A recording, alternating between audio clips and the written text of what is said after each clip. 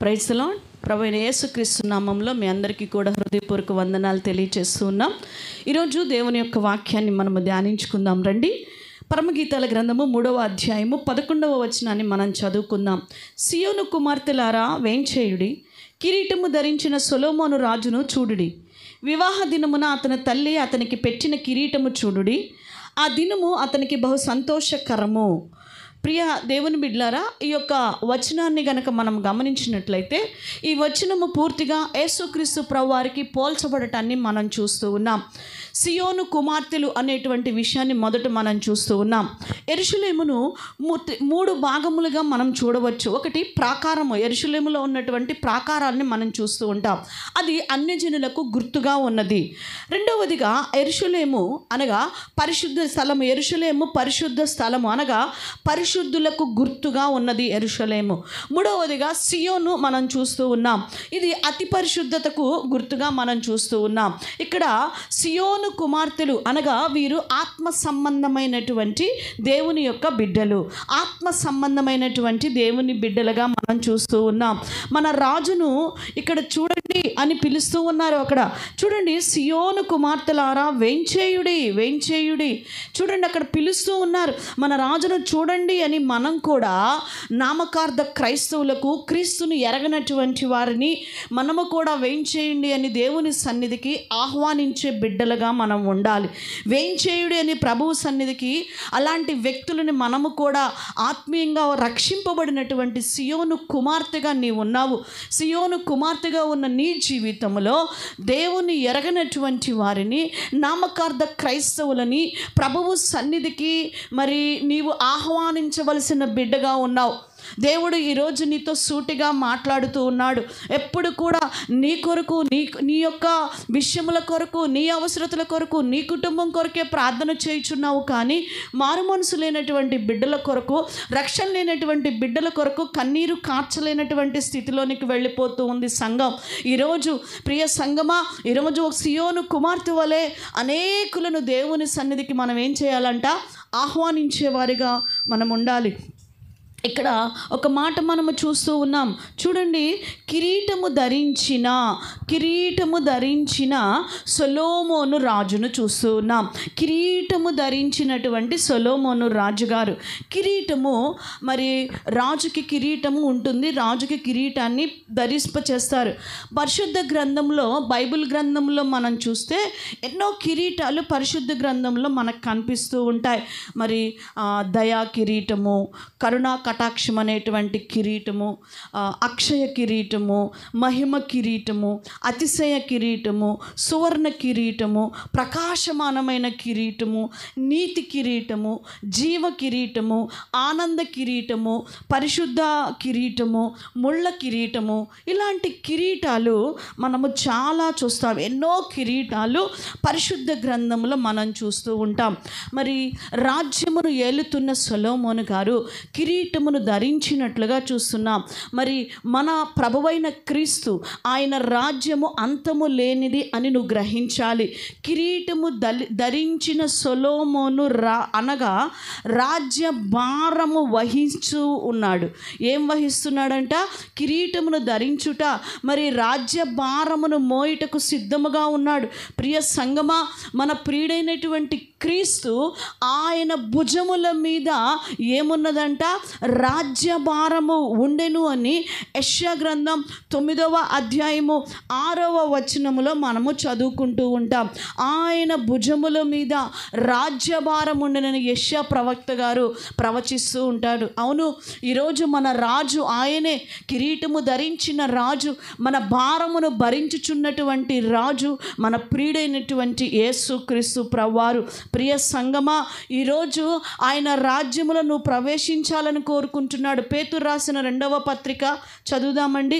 పేతురు రాసినటువంటి 2వ పత్రిక 1వ అధ్యాయము 11వ వచనాన్ని మనం చదువుకుందాం. మీరు ఇటు క్రియలు చేయువారైతే ఎప్పుడు నువ్వు తొట్టిల్లరు.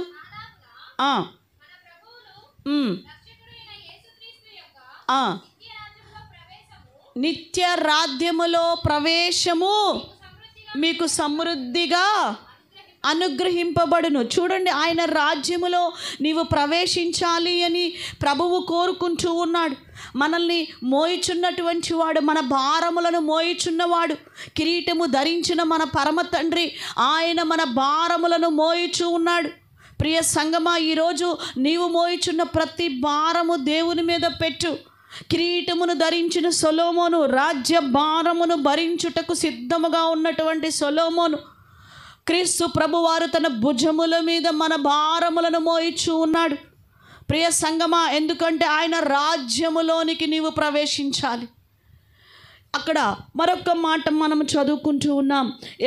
అక్కడ మరొక కిరీటం చూస్తూ ఉన్నాము. చూడండి, వివాహ దినమున అతని తల్లి అతనికి పెట్టిన కిరీటమును చూడుడి. ఏ దినమున పెట్టిందంటండి?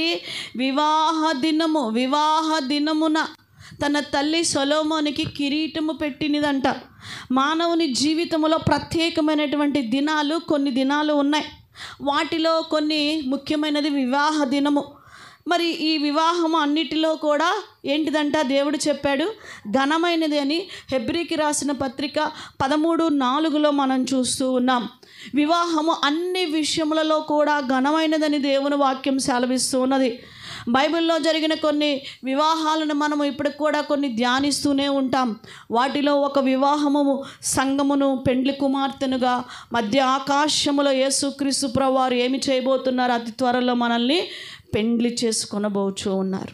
ప్రియ సంగమా, ఆ దినమున గొర్రెపిల్ల వివాహ దినము చదువుదాం. చూడండి, ప్రకటన గ్రంథం 19వ అధ్యాయము 7వ వచనాన్ని మనం చదువుకుందాం. సర్వాధికారియు ఏలుచున్నాడు, స్తుతించుడి.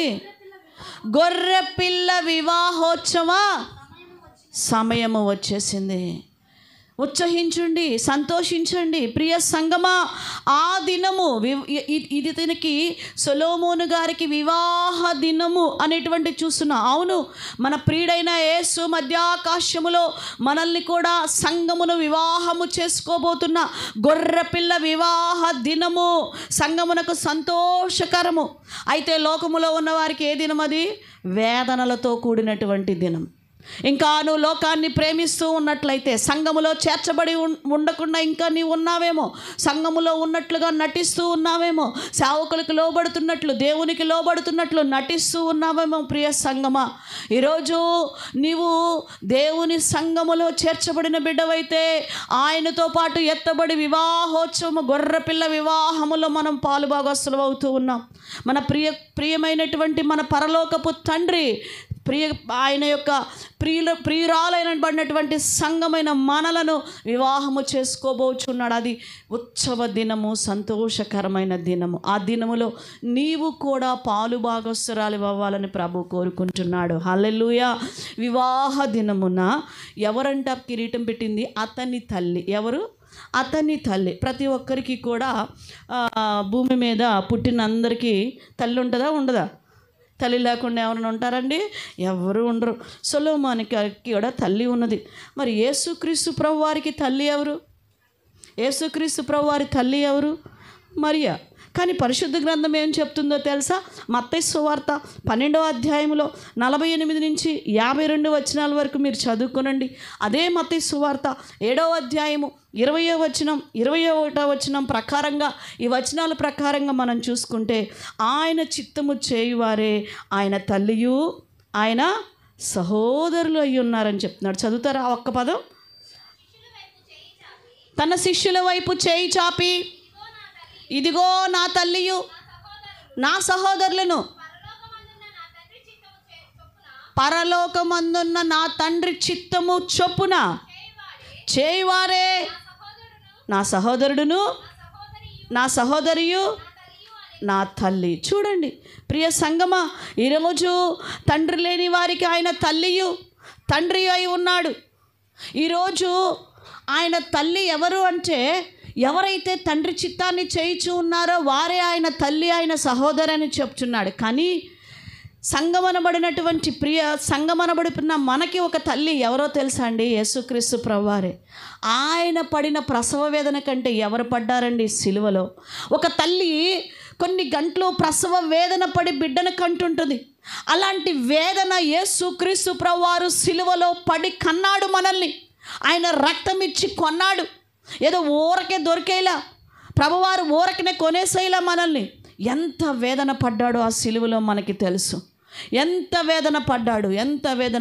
ఆ కొరడా దెబ్బలు ఎంత భయంకరంగా ఆయనను కొట్టినారు. సిలువను మోస్తూ ఆ ఎండలో తిరుగుచూ ఎంత వేదన పడ్డాడండి. యాతన పడ్డాడు ఆ సిలువలో. 3 గంటల వేళ 7 మాటలు పలుకుతా ఎంత వేదన పడ్డాడో మనం చూస్తూ ఉన్నాం. ప్రియ సంగమా, ఆయన ఆ సిలువలో ప్రసవ వేదన పడి మనల్ని కన్నాడంట, నిన్ను నన్ను. ఆ తల్లి కన్నా, ఆ తండ్రి ప్రేమ కన్నా మనకి మించిన ప్రేమ ఎక్కడుందండి? ఆయన అన్నాడు కదండి, తల్లి అయినా మర్చిద్ది కానీ నేను నిన్ను మరువను అన్నాడు. అలాంటి గొప్ప ప్రేమ మన ప్రియుడిలోనే ఉన్నదండి. మన ప్రియుడిలోనే ఉన్నది. మన తల్లి అయి ఉన్నాడు ఆయన కూడా మన తల్లి అయి ఉన్నటువంటి దేవుడు. నీవు కూడా ఆయనకి తల్లిగా ఉండాలంటే ఆయన చిత్త ప్రకారం నువ్వు జీవించాలని వాక్యం చెప్తుంది. ఏం పెట్టిందంటండి ఆయన తల్లి? వివాహ దినమున ఏం పెట్టిందంటండి? కిరీటము చూడడి. వివాహ దినమున ఆయన తల్లి పెట్టిన కిరీటము చూడడి. ఏంటా కిరీటం? అతని తల్లి వివాహానికి ఇచ్చిన కిరీటం, సొలొమోను ధరించినటువంటి కిరీటం ఏమిటి? భార్య అనే కిరీటము. హల్లెలూయా! ఏ కిరీటం అండి? భార్య అనే కిరీటం. సామెతల గ్రంథము 12వ అధ్యాయము 4వ వచనములో ఒక మాట చెప్పబడుతున్నది. తన తల్లి వివాహ దినమున సొలొమోను గారికి ఇచ్చినటువంటి కిరీటం అండి ఇది. 12వ అధ్యాయము 4వ వచనం. యోగ్యురాలు తన పెనిమిటికి కిరీటము. హల్లెలూయా! మరి ఒక పెనిమిటికి ఎలాగుండాలంట? యోగ్యురాలు కిరీటముగా ఉండాలి. సొలొమోనుకి ఒక మంచి కిరీటము తన తల్లి ఇచ్చింది. ఒక భార్యని, చక్కని భార్యని కిరీటముగా ఇచ్చింది. అలానే మన సంఘమునకు శిరస్సు ఎవరంటండి? క్రీస్తు శిరస్సున కిరీటము ఉంచాలి. ఏ కిరీటం నువ్వు పెడుతున్నావు? సంఘమనే వధువు, సంఘమనే భార్యగా నీవు క్రీస్తుకి ఎలాగుండాలంట? కిరీటముగా ఉండాలి. ఏ కిరీటముగా ఉంటావు మరి నువ్వు?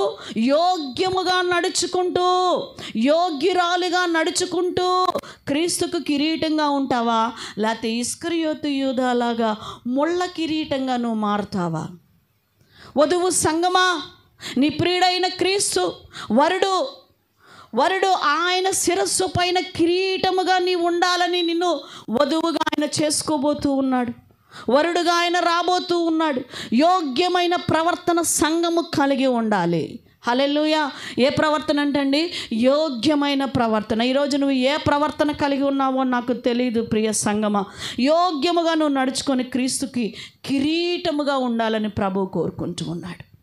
క్రీస్తుకి నువ్వు కిరీటముగా ఉండాలి. అంతేకాని ఆయన్ని బాధ పెట్టి, అవమానపరిచి, అప్పగించే ముళ్ళ కిరీటముగా, ముద్దు పెట్టి వెళ్ళిపోయే కిరీటాలుగా నువ్వు ఉండకూడదని ప్రభువు కోరుకుంటూ ఉన్నాడు. ఏ కిరీటముగా నువ్వు సంఘములో ఎదుగుతున్నావో పరిశీలన చేసుకో. యోగ్యురాలు తన పెనిమిటికి కిరీటము. ప్రియ సంగమా, ఇది ఆత్మ సంబంధంగానే కాదు. ఈరోజు పెండ్లి చేసుకున్న ప్రతి స్త్రీ కూడా తన పెనిమిటికి ఒక మంచి కిరీటముగా ఉండాలి.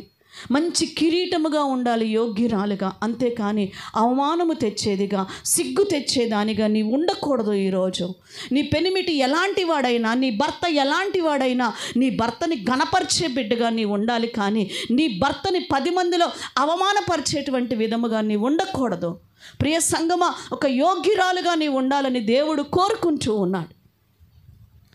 పరిశుద్ధ గ్రంథములో కూడా విశ్వాసి అయిన భార్య అవిశ్వాసి అయినటువంటి భర్తను ఎలాగ రాబట్టుకుంటుందో దేవుని యొక్క వాక్యములో మనకు సెలవిస్తూ ఉన్నది. ఈరోజు సహించేవారముగా ఉండాలి, మనము భరించేవారముగా ఉండాలి. స్త్రీ, ఈరోజు నువ్వు ఎలాగో ఉన్నావో నాకు తెలీదు. యోగ్యురాలుగా నీ పెనిమిటికి కిరీటముగా ఉన్నావా, లేక ముళ్ళ కిరీటముగా మరి నీవు మారిపోయావో పరిశీలన చేసుకో. భార్య దొరికిన వారికి ఏం దొరికినట్లంటండి? మేలు. ఈరోజు మేలు కన్నా ఎలాగుంటున్నారంటే మేకులను కూడా చెప్పలేం, పెద్ద బాకులైపోతున్నారు. స్త్రీ సంఘముతో పోల్చబడింది. సంఘములో ఉన్న స్త్రీ సంఘానికి, క్రీస్తుకు కూడా ఎలాగున్నారంటే, ఆనాడు రోమా సైనికులు బల్లాలతో పొడిస్తే ఈరోజు సంఘములో ఉన్న ప్రతి బిడ్డ కూడా సంఘాన్ని వెన్నుపోటు పొడుస్తూ ఉన్నారు. సంఘములో రాజకీయాలు చేస్తూ ఉన్నారు. సంఘమును పాడు చేస్తూ ఉన్నారు. ఈరోజు యోగ్యురాలుగా సంగమునకు కిరీటముగా ఉండవలసినటువంటి వారు, ప్రియ సంగమా, ఈరోజు నువ్వు కూడా ముళ్ళు గుచ్చుతూ ఉన్నావేమో. సంగమునకు పరిశీలన చేసుకో. అటు ఆత్మ సంబంధంగా, ఇటు శరీర సంబంధముగా, రెండు విధములుగా నీవు యోగ్యురాలైనటువంటి కిరీటముగా నీవు ఉండాలి. కానీ నిన్ను సృజించిన వాడు నీకు భర్త అయిన క్రీస్తుకు కిరీటముగా ఉండాలి. ప్రభువు నీకు ఇచ్చినటువంటి నీ సొంత పురుషుడికి నువ్వు కిరీటంగా ఉండాలి. కానీ మచ్చ తెచ్చే స్థితిలో నీవు ఉండకూడదు. ప్రియ సంగమా, మంచిది. ఆ దినము అనే మాటని ఇక్కడ మనం చూస్తూ ఉన్నాం. ఏ దినం అంటండి? వివాహ దినమున అతని తల్లి అతనికి పెట్టిన కిరీటము చూడు. ఆ దినము అనగా సొలొమోను గారి యొక్క వివాహ దినము. ఆ దినము జెఫన్యా గ్రంథంలో ఒక మాట మనం చదువుకుందాం. జెఫన్యా గ్రంథం 1వ అధ్యాయము 14, 15, 16 వచనాల్ని చదువుకుందాం. యెహోవా మహాదినము సమీపమాయెను. యెహోవా దినము సమీపమై అతి శీఘ్రముగా వచ్చుచున్నది. ఆలకించుడి. యెహోవా దినము వచ్చుచున్నది. పరాక్రమశాలులు మహారోదనము చేయుదురు. ఆ దినమున చూడండి, ఆ దినమున ఉగ్రత దినము, శ్రమయు, ఉపద్రవమును, మహానాశనమును కలుగును. ఆ దినము వరుడైన క్రీస్తు రాబోతూ ఉన్నాడు. ఆ దినము మహాశ్రమ దినము. ప్రియమైన దేవుని బిడ్డలారా, ఆ దినము యెహోవా మహాదినము. ఆ దినము బలిష్ఠులందరూ కూడా కృంగిపోవుదురని దేవుని యొక్క వాక్యం మనకి సెలవిస్తూ ఉన్నది. దినాలు ఈరోజు ఆ దినమునకు నువ్వు సిద్ధపడ్డావో లేదో ఒకసారి నువ్వు పరిశీలన చేసుకో. ఆ దినమునకు నువ్వు సిద్ధపడకుండా నేను దేవుణ్ణి ప్రేమిస్తున్నాను, దేవుని పరిచర్య చేస్తున్నాను, దేవునితో ఉంటున్నాను అనేటువంటి భ్రమలో నువ్వు బ్రతుకుతూ ఉన్నావేమో. సంగమా, ఒకసారి పరిశీలన చేసుకో. ఆ దినము మహాదినము, శ్రమల దినము, ఘోషించే దినము రాబోతూ ఉన్నది. ఆ దినమునికి యోగ్యురాలుగా నీ యొక్క క్రీస్తుకు కిరీటముగా నువ్వు తయారై ఉన్నావో, లేకపోతే మహాశ్రమల దినములలో కృంగిపోయే పరిస్థితిలోనికి వెళ్ళిపోతున్నావో పరిశీలన చేసుకోనండి. మనము చూస్తే దినాల్లో కొన్ని దినాలు, ప్రత్యేకించబడినటువంటి దినాలు కొన్ని మనం చూస్తూ ఉంటాం. రక్షణ దినము మనకు తెలిసినటువంటి రక్షణ దినము, జన్మదినము, మరణ దినము, విశ్రాంతి దినము, వివాహ దినము, రాకడ దినము, అంత్య దినాలు అని మనం చదువుకుంటూ ఉంటాం. జకర్యా గ్రంథంలో మనం కూడా ఒక మాట చదువుకుందాం. ఈ దినాలలో మనము సంతోషించే వారిగా ఉండాలి అని జకర్యా గ్రంథం ఇక్కడ కూడా చెప్తూ ఉన్నది. 13వ అధ్యాయము 1వ వచనాన్ని చదువుకుందాం. ఆ దినమున పాపమును అపవిత్రతను పరిహరించుటకై చదువు.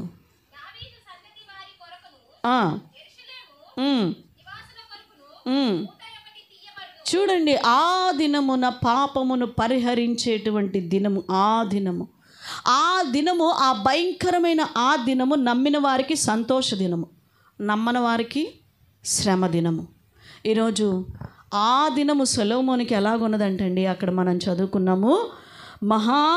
అతనికి బహు ఆ దినము అతనికి బహు సంతోషకరము, బహు సంతోషం. మానవ జీవితంలో సంతోషించే దినాలు కొన్నే ఉన్నాయి, కొన్ని దినాలే. అన్నిట్లో ఎవరైనా సంతోషించరు. అన్నిటిని తీసి కొన్ని పక్కన పడేస్తూ ఉంటారు. చాలా దినాలని పక్కన పడేస్తూ ఉంటారు. 2 దినాలు ఏంటియో తెలుసా? ఒకటి జన్మదినం, సంతోషంగా చేసుకుంటారు. అదేం జన్మదినమో తెలుసా? నువ్వు శరీర సంబంధంగా పుట్టినటువంటి జన్మదినం నువ్వు మర్చిపోవాలి ప్రభువులోకి వచ్చిన తర్వాత. ఏ జన్మదినమో తెలుసా? ఒక పాపి మారు మనసు పొందినప్పుడు పరలోకములో పండుగ అని దేవుని వాక్యం చెప్తుంది. అనగా ఒక పాపి మారు మనసు పొందినప్పుడు దానిని జన్మదినంగా ఆ దినాన్ని గుర్తుపెట్టుకో. క్రీస్తు యొక్క ప్రభువుకి నువ్వు కిరీటంగా ఉండాలంటే ఈ యొక్క దినము అనేది నీ జీవితంలో రాకుండా కిరీటంగా నువ్వు మారలేవు. రెండోది వివాహ దినమున సంతోషం. ప్రతి జీవితంలో శారీరకంగా నువ్వు వివాహం చేసుకోకపోయినా ప్రభువు రేపు రాబోతూ ఉన్నాడు. ఆయన మనల్ని పెండ్లి కుమార్తెగా వివాహం చేసుకోబోతున్నాడు. మనకి ప్రభువుకి రక్తం చేత, క్రీస్తు రక్తము చేత ప్రాణం పెట్టడం ద్వారా మనకి ఎంగేజ్ అయ్యింది. మనము ఆయన యొక్క ప్రియురాలుగా మనం ఉన్నాము. ఆయన వివాహం ఆడబోతూ ఉన్నాడు ప్రభువారు. అనగా గొర్రెపిల్ల వివాహోత్సవ సమయము. మనము సంతోషిద్దుము రండి అని ఇందాక చదువుకున్నాం. ఎక్కడండి? ప్రకటన గ్రంథంలో 19వ అధ్యాయంలో చదివాము. 7వ వచనం దగ్గర నుంచి 9వ వచనం వరకు మనం చూస్తాము. అది ఎంత సంతోషకరమైన దినము, సంతోషించి ఆయనను మహిమపరిచేటువంటి దినము, ప్రజలందరికీ కలగబోయేటువంటి మహా సంతోషకరమైన సువర్తమానము ఏమిటి అనగా రక్షణ పొందిన గొర్రెపిల్ల యొక్క వివాహోత్సవమే. హల్లెలూయా. ప్రియ సంగమా, ఈరోజు ఈ వివాహోత్సవములో నీవు ప్రవేశించినట్లుగా నీ జీవితంలో యోగ్యమైన ప్రవర్తన కలిగి నీ ప్రియుడైన క్రీస్తుకి కిరీటముగా నీ ఉండాలని ప్రభువు కోరుకుంటూ ఉన్నాడు. ఆ కిరీటముగా యోగ్యురాలుగా నీ ఉన్నప్పుడు ఆ మహా సంతోషకరమైన ఆ దినమున, ఆ ఉగ్రత దినమున యోగ్యురాలుగా మారిన సంగమనబడే నీవు సంతోషిస్తావు. యోగ్యురాలుగా మారక ఇంకా పాపపు జీవితములోనే, నీ ఇష్టానుసారమైన జీవితములోనే నీకు నచ్చినట్టుగా వెళుతూ, నీకు నచ్చినట్లుగా బ్రతుకుతూ, నీ ఇష్టానుసారముగా ఇస్కరియోతు యూదాలాగా ముళ్ళ కిరీటముగా ఉన్న నీకు అది మహాశ్రమల దినమని దేవుని వాక్యం సెలవిస్తూ ఉన్నది. నువ్వు ఉత్సహించి సంతోషిస్తావో, ఆ మహాశ్రమలలో నీవు చిక్కుకుపోతావో పరిశీలన చేసుకోమని ప్రభువు వాక్యం ఈ రాత్రికాల సమయంలో మనతో మాట్లాడుతూ ఉన్నాడు. మోకరించండి, ప్రార్థన చేసుకుందాం. పరిశుద్ధుడా, ప్రేమ కలిగిన మా ప్రియ పరలోకపు తండ్రి, మీ ఘనమైన నామమునకు వందనములు, స్తుతులు, స్తోత్రాలు చెల్లిస్తూ ఉన్నాం. అయా, సియోను కుమార్తెలుగా మేము నాయనా ఆత్మ సంబంధమైనటువంటి వారముగా అనేకులు రక్షణ లేని వారిని నాయన నీ సన్నిధిలోనికి నడిపిస్తూ నా ప్రభా, ఇదిగో రాజ్యభారము మోయిచున్న మీకు నాయన, మా భారములను మోయిచున్న మీకు, మా కొరకు నా ప్రభా, నా తండ్రి, ఇదిగో మా ప్రభా, మేము మా జీవితములో మీకు కిరీటములుగా ఉండునట్లుగా, యోగ్యురాలు తన పెనిమిటికి కిరీటము అని సెలవిచ్చినట్లు నాయన, ఇదిగో వధువు సంఘమైన మేము వరుడైన మీకు కిరీటముగా మారునట్లుగా, మా జీవితాలను కట్టుకున్నట్లుగా మాకు సహాయమును దయచేయండి. ఆ వివాహ దినమున నాయన, ఆ దినమున నా ప్రభువా నాయన, ఇదిగో మహారోదన దినము, మహాశ్రమల కాల దినము, ఆ దినముల్లో మమ్మల్ని మేము నాయన పరిశుద్ధపరచుకుంటూ కిరీటముగా మేము ఉన్నప్పుడు అది మాకు సంతోషకరమైన దినమని సెలవిస్తూ వచ్చారు. లేదు అంటే ఆ శ్రమల దినముల్లో మేము కూడా పతనమైపోవలసిన పరిస్థితి మాకు వస్తుందని తెలియచేస్తూ వచ్చారు. అలాగూ మేము ఉండక యోగ్యులముగా నాయన నీ సన్నిధిలో, నీ మందిర ఆవరణములో మేము జీవించినట్లుగా, మా బ్రతుకులను సరిచేసుకున్నట్లుగా, యోగ్యమైన ప్రవర్తన కలిగి కిరీటముగా మేము ఉండునట్లుగా మా జీవితాల్లో మమ్మల్ని మలచి నింపి కృపచూపమని ఈ వాక్యం విన్న ప్రతి బిడ్డను మీరు ఆశీర్వదించండి, బలపరిచి అభిషేకించమని యేసు నామములో ప్రార్థిస్తున్నాం తండ్రి. ఆమేన్. Thank you. God bless you.